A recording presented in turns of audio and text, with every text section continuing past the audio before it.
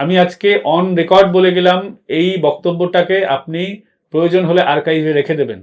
আজ থেকে 1 বছর 2 বছর 3 বছর পর তৃণমূল অভিযুক্ত হবে তাদের কাছে আমেরিকার টাকা এসেছে, ডিপ স্টেটের টাকা এসেছে। আই রিপিট, ডিপ স্টেটের টাকা তৃণমূলে ঢুকেছে।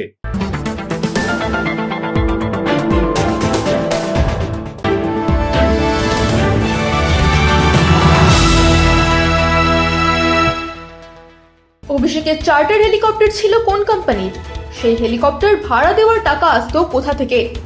জানা গেছে কেয়ারওয়েল এভিয়েশনকে 160 কোটি টাকা দেয় তৃণমূল কংগ্রেস, আর সেখান থেকেই দেশীয় সফরের জন্য হেলিকপ্টার ভাড়া নিত তৃণমূলের ব্যাংক অ্যাকাউন্ট থেকে এই বড়সড় টাকার নয় ছয় নিয়ে উঠেছে প্রশ্ন।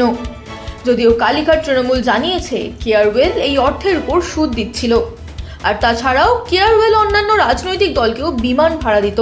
আদৌ কি তৃণমূলের এই বিবৃতি সত্যি? সেই নিয়ে চুলচেরা বিশ্লেষণ করলেন রাজনৈতিক বিশ্লেষক পঙ্কজ বিশ্বাস। ইডি অ্যাকিউজ করেছে টিএমসি 160 কোটি টাকা ট্রান্সফার করেছে কেয়ারওয়েল এভিয়েশন বলে একটি কোম্পানিকে, এবং যারা দুটো, একটা জেট, একটা হেলিকপ্টার এবং একটা এয়ারক্রাফট কিনে অভিষেক ব্যানার্জিকে আবার ভাড়ায় দিয়েছেন। আমি এই অবধি বলে বাকিটুকু আপনার উপর ছেড়ে দিলাম।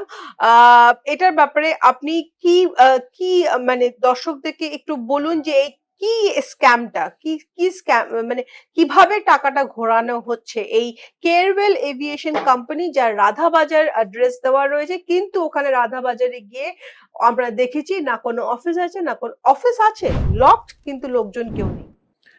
টিএমসি তার ফুল ফর্ম যদি করি, তৃণমূল মানে চোর। গোটা তৃণমূলটাই হচ্ছে দুর্নীতির অপর নাম তৃণমূল কংগ্রেস। এই 160 কোটি টাকা দেখছেন তো, তার মধ্যে একটা 16 কোটি টাকার অঙ্ক আছে যেটা কেম্যান আইল্যান্ড থেকে এসেছিল, অফশোর কোম্পানির মাধ্যমে, অর্থাৎ বিদেশি টাকা তৃণমূলে বিনিয়োগ হয়েছিল। আমি বিনিয়োগ শব্দটাই ব্যবহার করব। কি উদ্দেশ্যে হয়েছিল? তৃণমূলকে বুঝতে গেলে মমতা বন্দ্যোপাধ্যায়ের অনেকগুলো বক্তব্যকে ডট হিসেবে আপনাকে পরপর পরপর বসাতে হবে, তাহলে আপনার পুরো চিত্রটা পরিষ্কার হয়ে যাবে। মনে করিয়ে দেব, 2025-এ মমতা বন্দ্যোপাধ্যায় বলেছিলেন দাউদ ইব্রাহিমকে আমি গুন্ডা বলে মনে করি না। মনে করিয়ে দেব ওই কেলগ কলেজের মমতা বন্দ্যোপাধ্যায়ের ভাষণটা, যেখানে মমতা বন্দ্যোপাধ্যায়কে ওই বলা হয়েছিল তিনি অক্সফোর্ডে গেছেন, মানে ওই শিকাগো বক্তৃতা হয়েছিল, তারপর অক্সফোর্ডের বক্তৃতা হবে, এরকম একটা ঢপ তৈরি করা হয়েছিল, জনৈক ব্যক্তিরা তৈরি করেছিলেন। পরে সে কেলগের এমন একটা বাজে ওখানে কাণ্ড হলো যে মমতা বন্দ্যোপাধ্যায়কে ওখানে একেবারে জুতোর মালা পরানোর মতন বিষয়টা হলো। সেখানে যে সাংবাদিক তাকে প্রশ্ন করছিলেন কেলগ বক্তৃতার সময়, তিনি যখন বলেছিলেন যে ভারতের অর্থনীতি এত দ্রুত বিকশিত হচ্ছে, খুব ভালো হচ্ছে, আপনার প্রতিক্রিয়া? তিনি বলেছিলেন আমি বিশ্বাস করি না ভারতের অর্থনীতি খুব ভালো অবস্থায় আছে। তার দলের লোকেরা বলে মিনি পাকিস্তান। প্রত্যেকটা ডট গুলোকে যদি আপনি বসান পাশাপাশি, তাহলে বুঝে যাবেন তৃণমূলের উদ্দেশ্য কি ছিল। তৃণমূলের স্পষ্ট উদ্দেশ্য ছিল এই অঞ্চলে অশান্তি পাকানো, এবং তার জন্য তৃণমূলকে বিদেশি ফান্ড দেওয়া হয়েছে। আমি আজকে অন রেকর্ড বলে গেলাম, এই বক্তব্যটাকে আপনি প্রয়োজন হলে আর্কাইভে রেখে দেবেন। আজ থেকে 1 বছর 2 বছর 3 বছর পর তৃণমূল অভিযুক্ত হবে তাদের কাছে আমেরিকার টাকা এসেছে, ডিপ স্টেটের টাকা এসেছে। আই রিপিট, ডিপ স্টেটের টাকা তৃণমূলে ঢুকেছে, এবং একদম মাকড়সার জালের মতন। এমন নয় যে আমেরিকা থেকে একটা ব্যবসায়ী সরাসরি তৃণমূলকে বললো hello Mamataji, I am sending some amount of money, এরকম নয়। ঘুরে ঘুরে ঘুরে এক দেশ থেকে আরেক দেশ হয়ে হয়ে হয়ে হয়ে তৃণমূলের ফান্ডে ঢুকেছে। পাকিস্তানের লিঙ্কও আপনি পাবেন কয়েক বছর পর। একটা বিরাট চক্র তৃণমূলকে টাকা জুগিয়েছে ভারতবর্ষে নরেন্দ্র মোদীর বিরোধিতা করার জন্য। এটা কোনো রাজনৈতিক জুমলা নয়, আগামী দিনে প্রমাণ হয়ে যাবে। তৃণমূলে বিদেশি টাকা অনেকভাবে আসতো। তৃণমূলের একটা সেল ছিল বিদেশ থেকে টাকা আনার জন্য, যেমন ভারতীয় জনতা পার্টিতেও আছে। অনেক এনআরআই বাইরে বিজনেসম্যান আছেন, ভারতীয় জনতা পার্টি তাদেরকে বলে যে আমাদেরকে ফান্ড করো, এনআরআই বিজনেসম্যানদের, এবং তার জন্য বিজেপির একটা আলাদা উইং আছে, এবং বিজেপির এই উইং অস্বীকার করে না কখনো বিজেপি। নরেন্দ্র মোদী যান যেখানে, দেখবেন সব জায়গায় মোদি, এটা তো এমনি এমনি হয় না, সবাই গিয়ে জানতে পারে না, তার একটা নিজস্ব সিস্টেম আছে। এটা বিজেপি কখনো অস্বীকার করে না তার এনআরআই উইং এর কথা।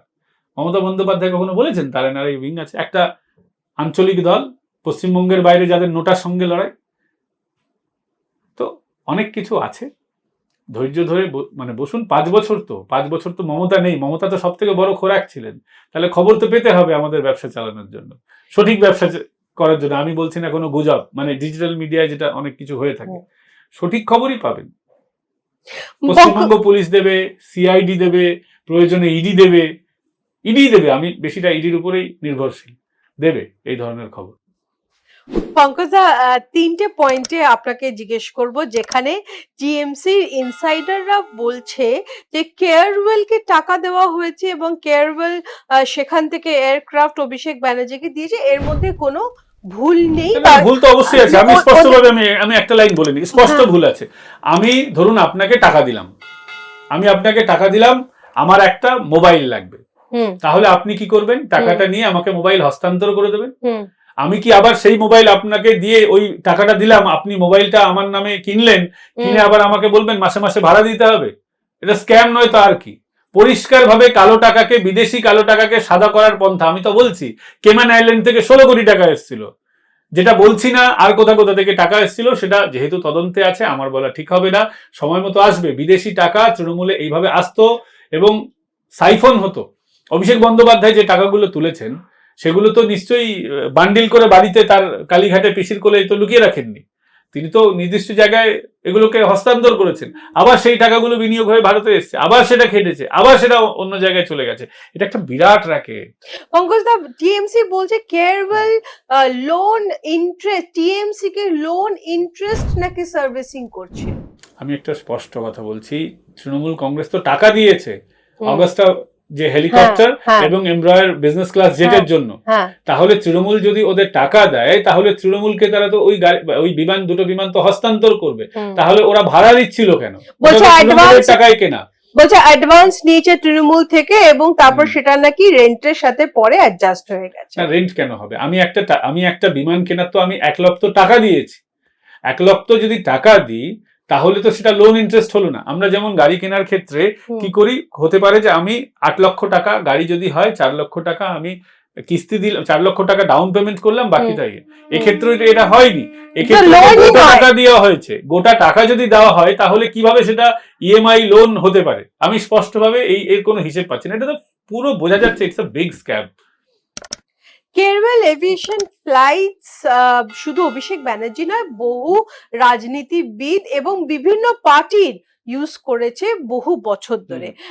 One leading party same flight use করেছে ফ্রম কেয়ারওয়েল, আমাদের মাননীয় মুখ্যমন্ত্রী শুভেন্দু অধিকারী সেরেমনিতে আসার জন্য, এবং বিভিন্ন বিজেপি লিডার্সও সেম ফ্লাইটে ছিল। তাহলে টিএমসির ইনভলভমেন্ট স্পেসিফিক্যালি কি ছিল, যেখানে নাকি সেই ফ্লাইটস গুলো বিজেপি লিডার্সরাও ইউজ করছিল? আমি একটা স্পষ্টভাবে বলি, ধরুন আমি নাম হিসেবে বলছি, জাস্ট এটাকে কেউ ব্র্যান্ড নেম হিসেবে দেখবেন না, উদাহরণ হিসেবে দেখবেন। ধরুন মারুতি সুজুকি গাড়ি তৈরি করে, গাড়ি বিক্রি করে। মারুতি সুজুকি অনেককে ডিলারশিপ দিয়ে রেখেছে। তো আজকে মারুতি সুজুকি লক্ষ লক্ষ লোককে দিচ্ছে, সেখানে কোনো একটা ডিলার যদি গন্ডগোল করে তাহলে গোটা তো মারুতি সুজুকি। আমরা কেয়ারওয়েল এভিয়েশনকে এখানে দায়ী করছি না, আমরা দায়ী করছি তৃণমূল কংগ্রেসকে। তৃণমূল কংগ্রেস কেয়ারওয়েল এভিয়েশনকে ওই টোপটা দিয়েছে যে ভাই তোমাকে এই টাকাটা দিচ্ছি, তুমি এই টাকাটা আবার আমাকে এইভাবে ঘুরিয়ে দাও, কালোকে সাদা করো। কেয়ারওয়েল এভিয়েশন শুধুমাত্র ওই পয়েন্টে দোষী যে মমতা বন্দ্যোপাধ্যায় ওই দুর্নীতিকে তারা সঙ্গ দিয়েছে। তার মানে এটা বলছি না যে কেয়ারওয়েল এভিয়েশন কোনোদিন এই ধরনের বিজনেস সাপ্লাই দেয়নি, কাউকে গাড়ি দেয়নি, এটা তো আমরা বলছি না। কেয়ারওয়েল এভিয়েশন একটা কোম্পানি যারা সবাইকে চার্টার্ড ফ্লাইট, হেলিকপ্টার এইগুলো ভাড়াতে দেয়, লিজে দেয়, ভাড়ায় দেয়, সময় সময় এইভাবে দেয়। সে বিজেপিকেও দিতে পারে, সে নরেন্দ্র মোদীকেও দিতে পারে, সে সাউথের কোনো পার্টিকেও দিতে পারে, সেখানে কোনো সমস্যা নেই। সমস্যা হচ্ছে যে কেয়ারওয়েল পার্টিকে তৃণমূল কংগ্রেস যে টাকাটা দিয়েছিল বিমান কেনার জন্য, একটা হেলিকপ্টার, একটা বিজনেস জেট, সেইটা তৃণমূল কংগ্রেস কি করেছে, ওদেরকে টাকাটা দিয়ে তৃণমূল কংগ্রেস তারপর আবার ভাড়া দেখিয়ে নিয়েছে। এখানে কেয়ারওয়েল এভিয়েশন শুধু ওই পয়েন্টে ওইটুকুন জায়গায় দোষী হবে যদি এই অভিযোগটা সত্যি হয়, সেটা হচ্ছে যে তারা তৃণমূল কংগ্রেসকে এই অপরাধ করতে সাহায্য দিয়েছে। তিনি যদি শুভেন্দু অধিকারীকে কোনো দেয়, সেখানে তো অসুবিধার কিছু নেই, তারা তো এই বিজনেসটাই দিত, এই সাপ্লাইটাই দিত। পঙ্কজদা, তাহলে বিজেপি লিডার্সরা আপনারা বলছেন যে কিছুই জানতো না, যে চার্টার্ড ফ্লাইটটা বা যে যে হোয়াট এভার হেলিকপ্টার এয়ারক্রাফট যাই চড়ছে সেটা কোন কোম্পানি থেকে রেন্টে নেওয়া হচ্ছে। বিজেপির তো একটা নিশ্চয়ই সেল আছে যারা এইসব দেখে যে এই কোম্পানি থেকে রেন্ট নেওয়া হলো, এটা এই লিডার নেওয়া হলো।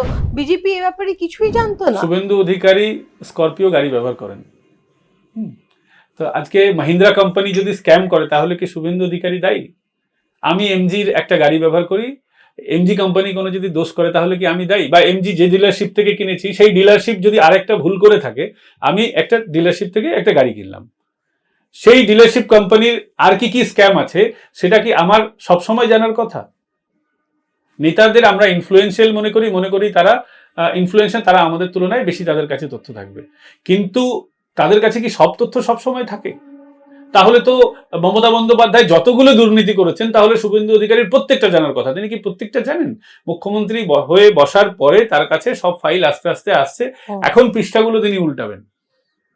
তিনি তো তৃণমূলে ছিলেন, দীর্ঘদিন তৃণমূল করেছেন, তৃণমূল ছেড়েছেন, অনেক আইএস আইপিএস এর সঙ্গে তার যোগাযোগ ছিল, পুলিশের সঙ্গে যোগাযোগ ছিল। আমি তো নিজে দেখেছি যে পুলিশের মধ্যে একটা ঘটনা ঘটছে, ঘটনা শেষ না হওয়ার আগে শুভেন্দু অধিকারীর কাছে ফাইল চলে এসছে, আমাদের কাছেও ফাইল চলে এসছে, কিন্তু তাই বলে কি সব ঘটনা তিনি জানতেন? এটা তো হতে পারে না।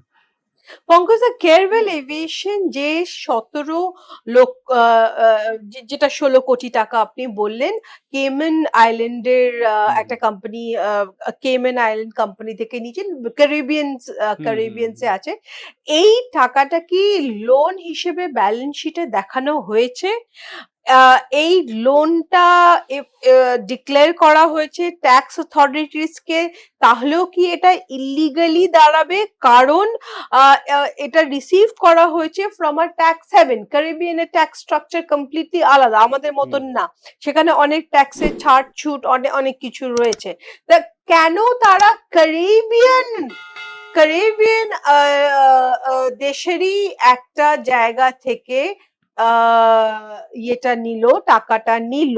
কারণ এখানে কোনো ট্যাক্সের ঘোটালা ইজিলি যাতে করা যায়, বিকজ ক্যারিবিয়ান আইল্যান্ডস এর মতন এরকম অনেক কান্ট্রি আছে, যেটা মলডিভসও আছে, যেটা ট্যাক্স হ্যাভেন আমরা মনে করি, দুবাইকেও আমরা সেই হিসাবেই দেখি, দুবাইকেও আমরা সেই হিসেবে দেখি ট্যাক্স হ্যাভেন। তো তাহলে ইন্ডিয়ান এন্টিটিস যদি লোন ডিক্লেয়ার করে ফ্রম ট্যাক্স হ্যাভেন, তাহলে কি সেগুলো সব ইলিগাল হয়?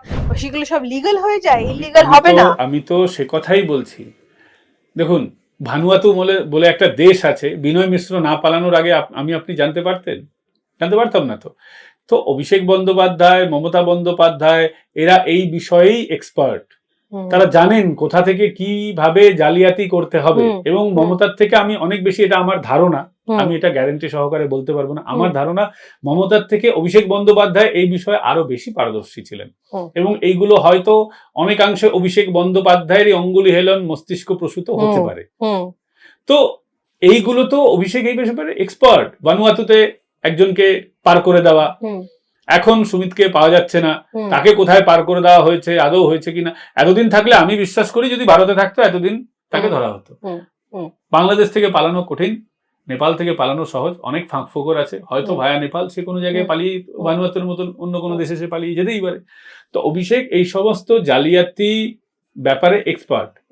এমন একটা company lips and bounce, Abhishek Bandyopadhyay যেখানে হাতে খড়ি হাত পাকানো, যে কোম্পানি খাতায় কলমে জল তৈরি করতো এবং পলিটিক্যাল অ্যাডভাইস প্রোভাইড করতো, এবং নিজের দলকে সে পলিটিক্যাল অ্যাডভাইস প্রোভাইড করতে পারে না, ভাড়া করে অন্য একটা কোম্পানিকে নিয়ে আসতে হয়। তো অভিষেক এইভাবেই বড়লোক হয়েছে।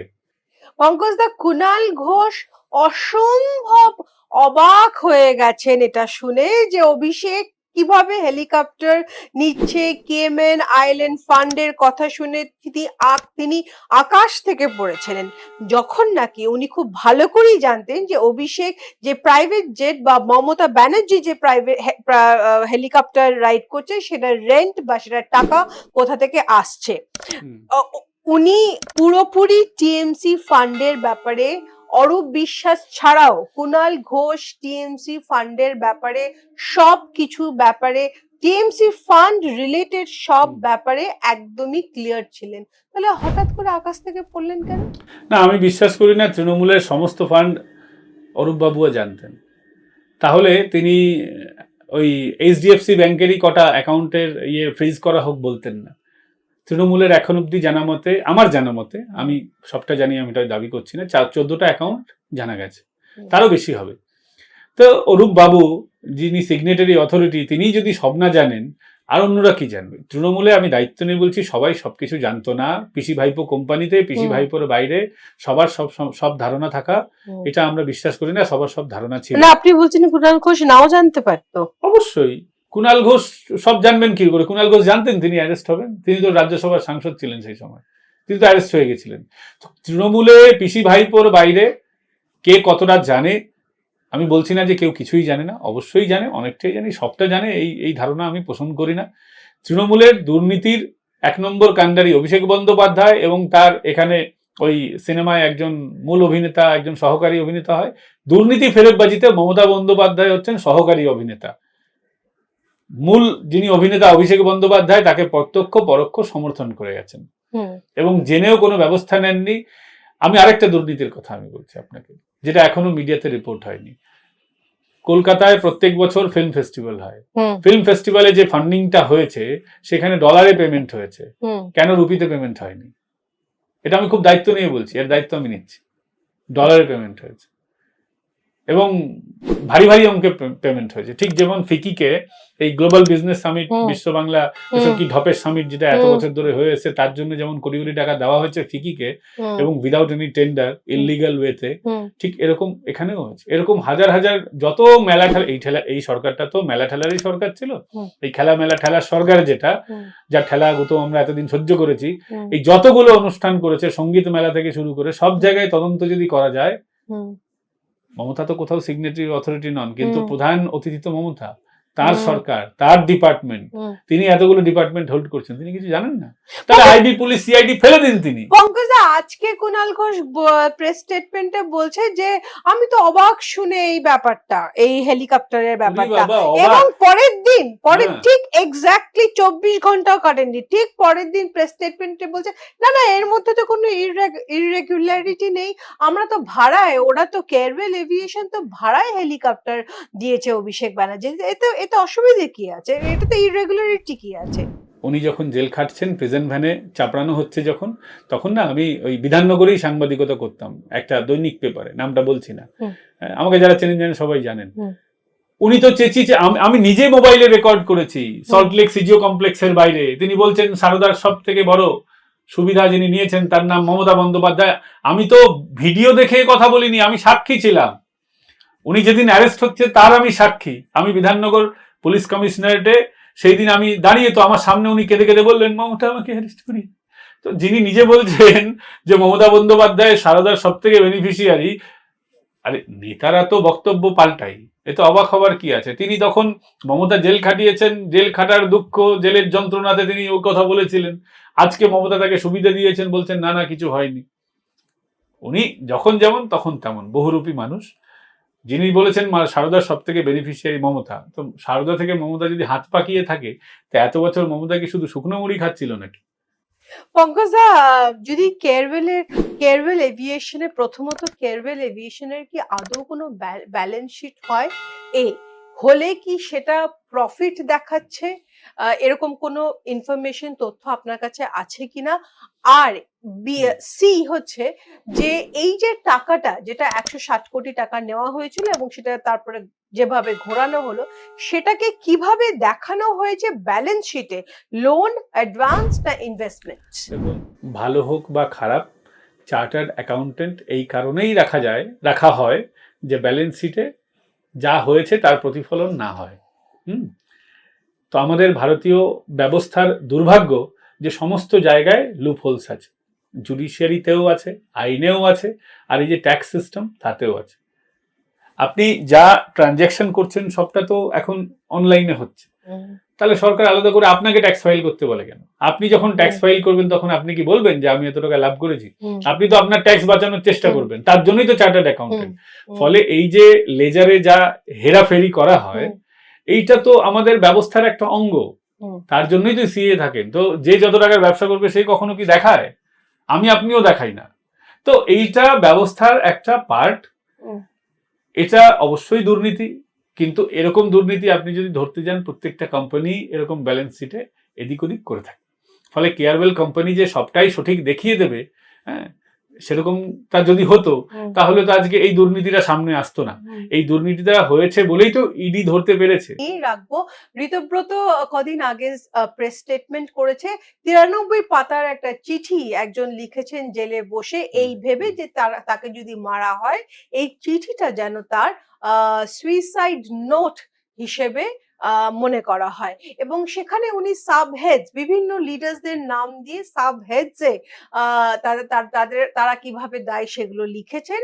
এবং সেখানে আমাদের প্রাক্তন মুখ্যমন্ত্রীর প্রায় 5 পাতা তার ব্যাপারে লেখা হয়েছে। এবং ঋতব্রত সেটি চিঠিটি 8B হরিশ চ্যাটার্জি স্ট্রিটে পাঠিয়েছেন এবং 15 দিনের মধ্যে যদি তারা রিভার্ট ব্যাক না করে চিঠিটি সংবাদ মাধ্যমে ঋতব্রতরা পাবলিশ করে দেবেন। আপনার বক্তব্য এই চিঠির ওপরে? কুণাল ঘোষ তার বন্দির ডায়েরিতে অনেক কিছুই লিখেছেন।